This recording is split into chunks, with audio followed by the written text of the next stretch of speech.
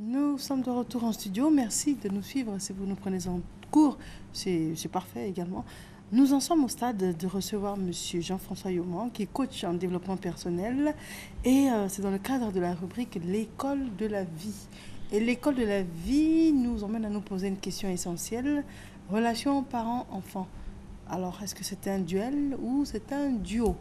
Alors, c'est une question qui appelle une réponse que l'on souhaite tous. Exactement. On souhaite tous parler de duo et non de duel. Exactement, on souhaite tous parler de duo et non de duel, et pourtant la réalité au quotidien, dans nos différents ménages, dans nos différents foyers, quand nous savons que de plus en plus aujourd'hui, il y a une réalité dans la famille.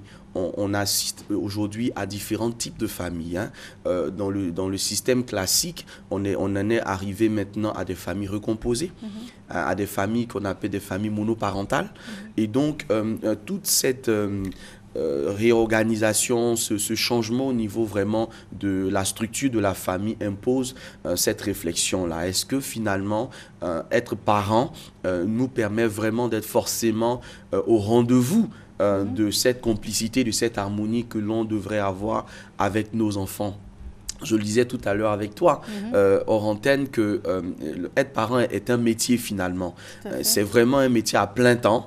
C'est un métier journalier qui nous impose tellement de responsabilités. Et pourtant, c'est le seul métier au monde qui ne s'apprend dans aucune école. Comment alors donc devenir ce parent modèle exemplaire qui réussit justement à établir ce duo de choc avec ses enfants? Ce n'est pas toujours évident, mais je crois que dans le périple de cette émission, nous pourrons ressortir quelques éléments qui pourront comme ça aider les parents à pouvoir espérer avoir ce duo et non ce duel-là. Alors déjà, première question, hors antenne aussi, donc on va le mettre à l'antenne. Tu disais que souvent, le parent oublie de tenir compte de la personnalité de l'enfant. Exactement. Ce qui est un problème crucial. Ce qui est un problème crucial. Et ça, c'est à tous les âges. C'est pas seulement quand l'enfant commence à aborder sa période pubère. Non, c'est déjà depuis 0 à 5 ans, par exemple. L'enfant déjà commence à développer les premiers traits spécifiques et caractéristiques de sa personnalité. Donc, chaque enfant naît avec sa façon d'être, sa façon de faire, sa façon de percevoir le monde qui l'environne, sa manière même à lui de se percevoir. Et il est important qu'en tant que parents, nous ne puissions pas en fait finalement ignorer que le môme qui est en face de nous, hein, ce petit bout de voilà, d'homme ou cette petite merveille que nous avons entre les mains a aussi sa personnalité et qu'il faut en tenir compte. Mais combien finalement de parents sont outillés pour découvrir réellement la personnalité de leurs enfants? Nous avons vu dans le process de communication qu'il y a 6 personnalités types. Lequel donc des types correspond justement à l'enfant que vous avez, et si vous le savez d'emblée, cela peut être vraiment une plus-value, donc un avantage certain dans l'éducation que vous aurez à lui apporter. Vous verrez par exemple que certains enfants manifestent beaucoup plus d'intérêt pour la lecture, beaucoup plus pour les jeux par rapport au fait qu'ils soient extravertis ou introvertis. Et tout cela, vous pouvez en tenir compte même dans le choix des cadeaux, parce que voilà un aspect aussi dans lequel les duos et les duels se créent, parce que parfois on choisit des cadeaux pour les enfants qui ne correspondent pas réellement au type de personnalité que ces enfants-là peuvent manifester, ce qui va avoir pour conséquence que quelques heures ou minutes après avoir reçu le cadeau, l'enfant soit il manifeste un désintérêt ou il va détruire le cadeau, etc. etc. Donc, ça, j'ai l'impression que c'est un aspect des choses, mais l'autre aspect des choses, d'abord, c'est qu'on a l'impression que l'on peut modifier presque à sa guise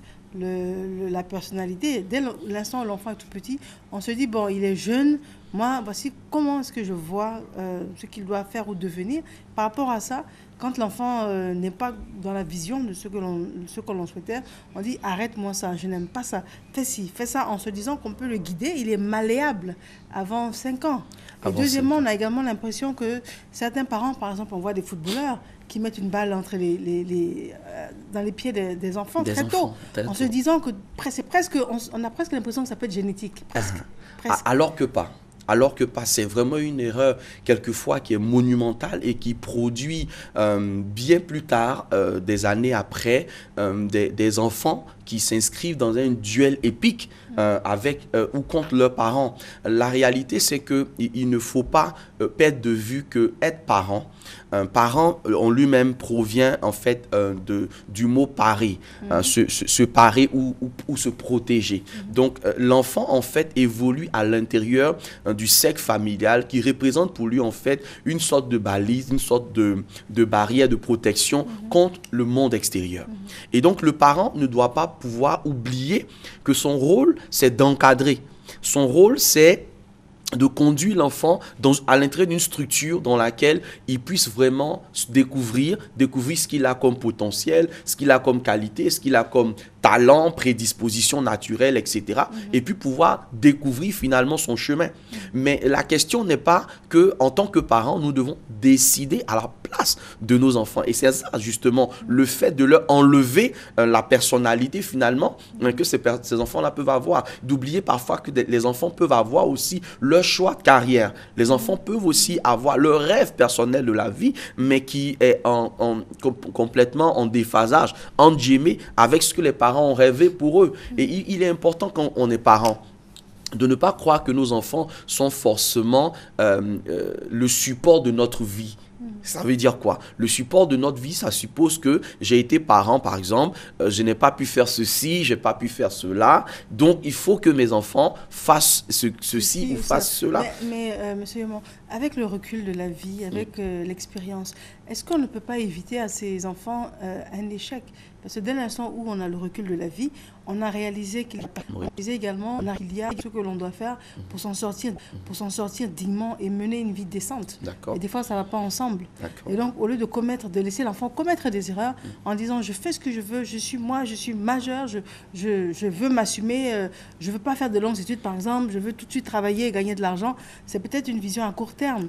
Là où le parent peut se dire c'est pas grave, je vais m'opposer à lui, mais je veux le protéger parce que je sais que demain, il va me remercier. Oui, tel que abordé, le rôle ici du parent, en fait, va consister à élargir, comme j'aime dire, la vision de l'enfant. C'est-à-dire de l'amener à explorer totalement le potentiel que cet enfant peut avoir. C'est-à-dire qu'un enfant, par exemple, qui dira à ses parents, moi, je vais travailler tout de suite et maintenant, il faut connaître déjà les motivations de cet enfant.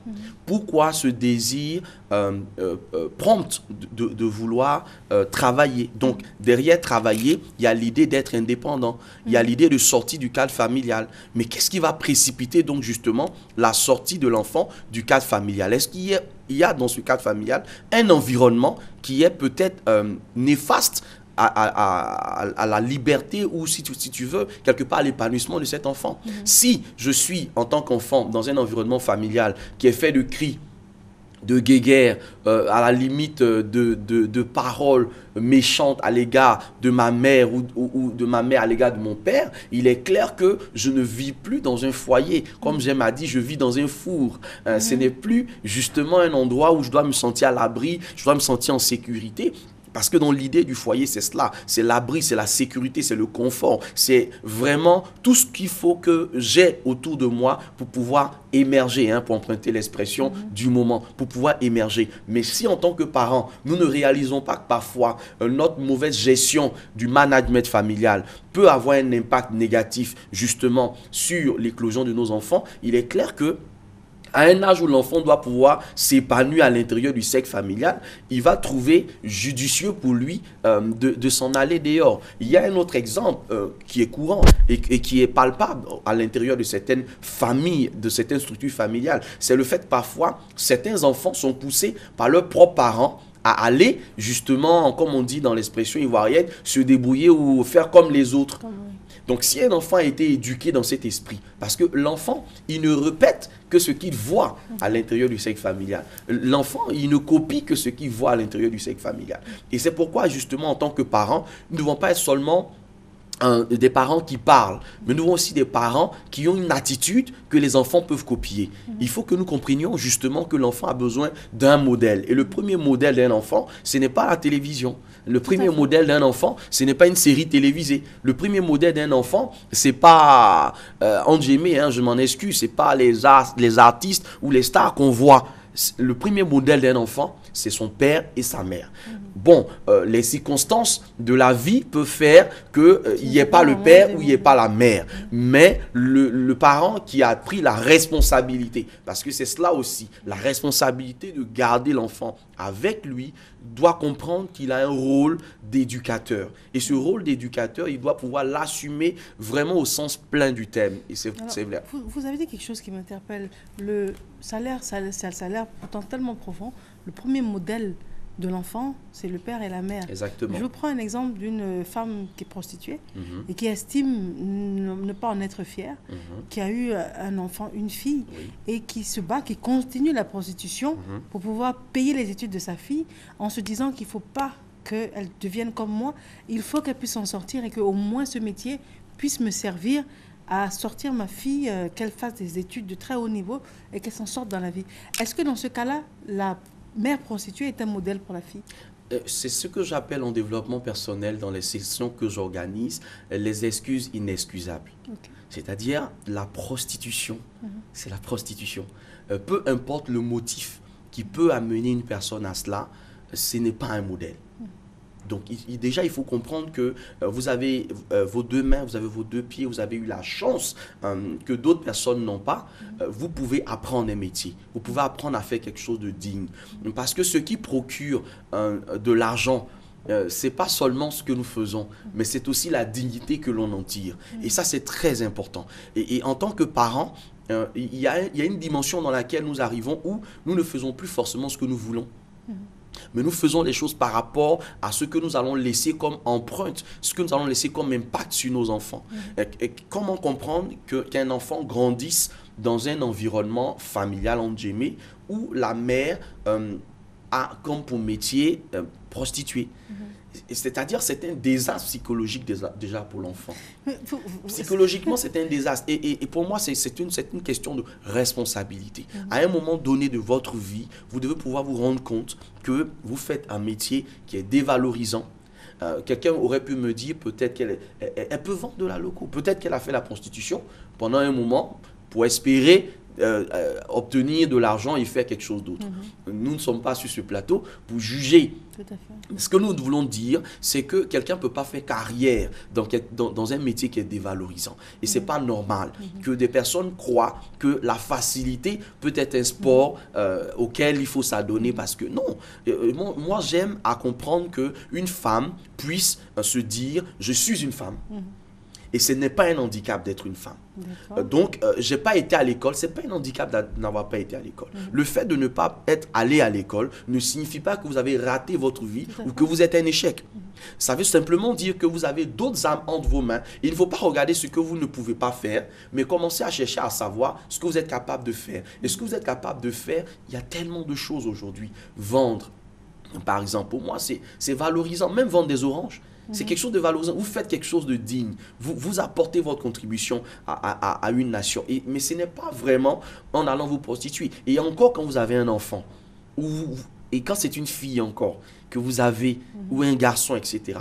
Quel est le type d'éducation que vous espérez apporter à cet enfant? Mais quand vous dites ça, c'est vrai qu'on n'est pas là pour juger les gens. Je vous pose la question, on répondra après la page de publicité. Je pense par exemple au mariage homosexuel.